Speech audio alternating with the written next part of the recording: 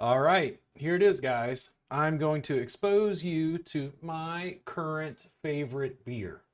And I think I've been drinking this for the last 6 months.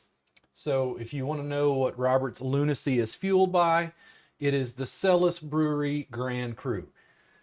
As a local Austin beer, this is my personal favorite at the moment. Now, I have not sampled every Austin beer, and I hope to be able to be that person who can do that. But right now, the Celis Grand Cru, this is one of my favorites, and it combines elements of things that I absolutely love.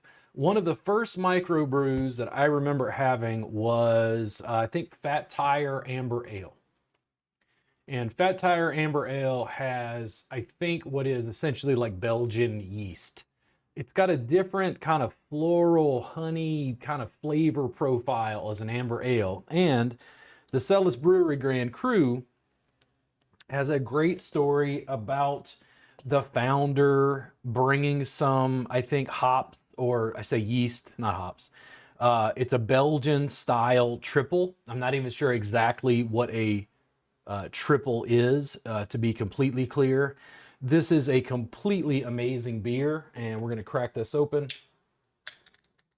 as I have done many times over the last 6 months.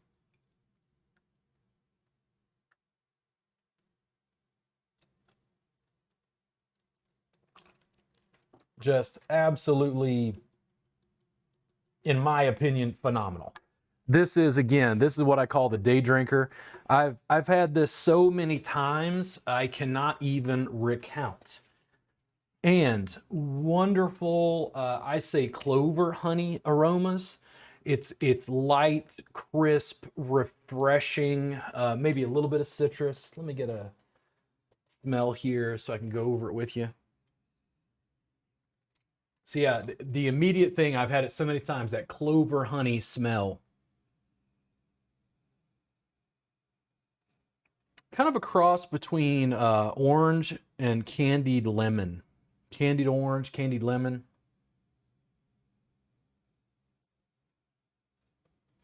Wonderful aroma, just absolutely great beer. I have had this innumerable times, and yes, I will tell them I'm 21, so thank you for letting me in.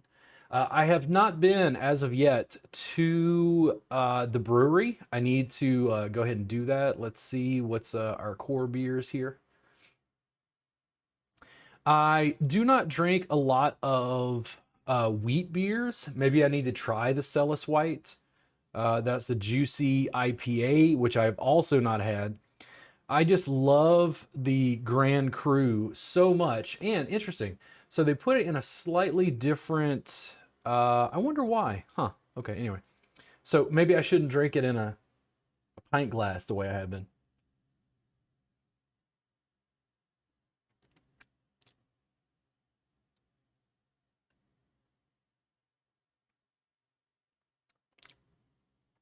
Absolutely amazing. I just think it's light, crisp, refreshing, great flavor. It's so interesting to me that a local Austin beer using Belgian yeast with a story that goes back to Belgium. I don't know what it says about American beer makers and the artisanal craft brewery situation in the United States, but I just love microbrews. I love being able to get different beers. I've talked about Black Star Co-op. Again, I need to visit Celis Brewery here in town.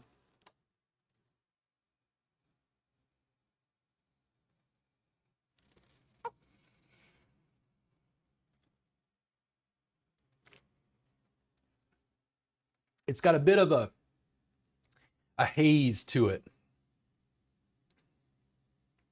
little bit of a carbonation you could see there, probably with some bubbles. Just absolutely amazing beer. I really can't say enough good about this. I'd love to visit the brewery. In fact, if anybody sees this on YouTube or somewhere and somebody from the Celis Brewery wants to contact me, I'd love to have you do like a podcast tasting, something like that with me. I find it interesting that they're serving it in a tulip glass. I'm wondering why that is exactly.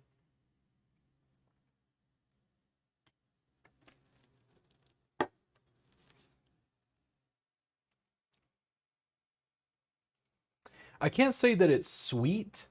Um,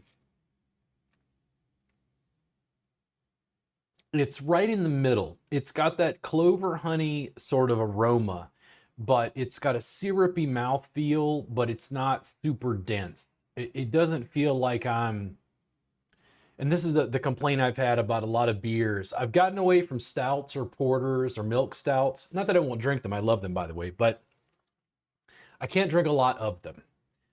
If I was going to sit down and dedicate myself to the alcohol for the day, this is what I call the day drinker.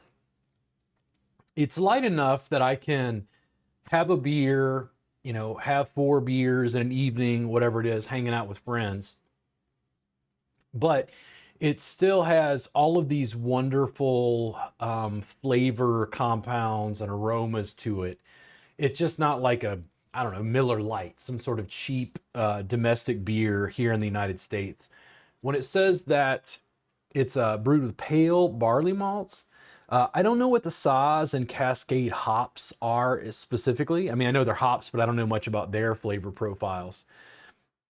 It says it's made with the same specialized yeast strains used in the original 1965 recipe. The subtle fruitiness and complex flavors, all your special moments as well as those in between. Again, to me, I always tell people this is the day drinker. This is the beer that if beer fans come over, they visit in Austin, I'm like, you got to try this. It's one of the ones that I just personally love. It's a reason why I continue doing these reviews and exploring different beers, different breweries here in town. I think this is just absolutely amazing. If you can find this at your local HEB, which is usually where I get mine, I highly, highly recommend it. I have not tried the wheat beer, and I've not tried, let's see, what else did they have listed? It was the wheat beer and then the IPA. So maybe, and this is the thing, maybe I need to go ahead and sample the IPA to try it. IPAs are the ones that I'm not as crazy about personally, but it's just my personal preference. They're sometimes kind of over hopped. It's not that I want to enjoy a single one, but it's not something I want to continue drinking, especially after multiple beers. This is absolutely great. Celis Brewery here in Austin, Texas.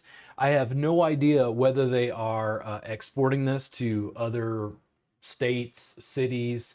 I don't know enough about Texas alcohol laws and how that's structured, but currently, this is my absolute favorite beer, the one that I drink the most frequently. And I don't remember the last time there wasn't a couple of these floating in my refrigerator.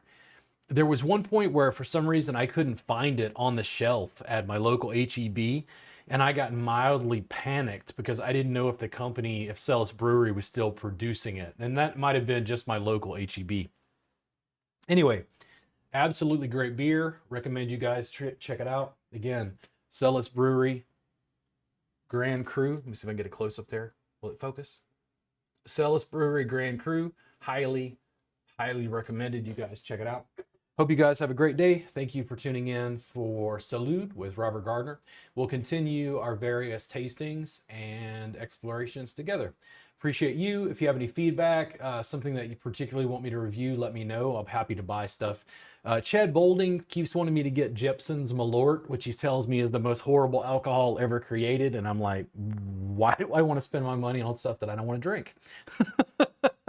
You guys have a good one, and I'll talk to you soon. Thank you so much to the Celis Brewery for keeping me inebriated during a pandemic. I'll see you guys soon.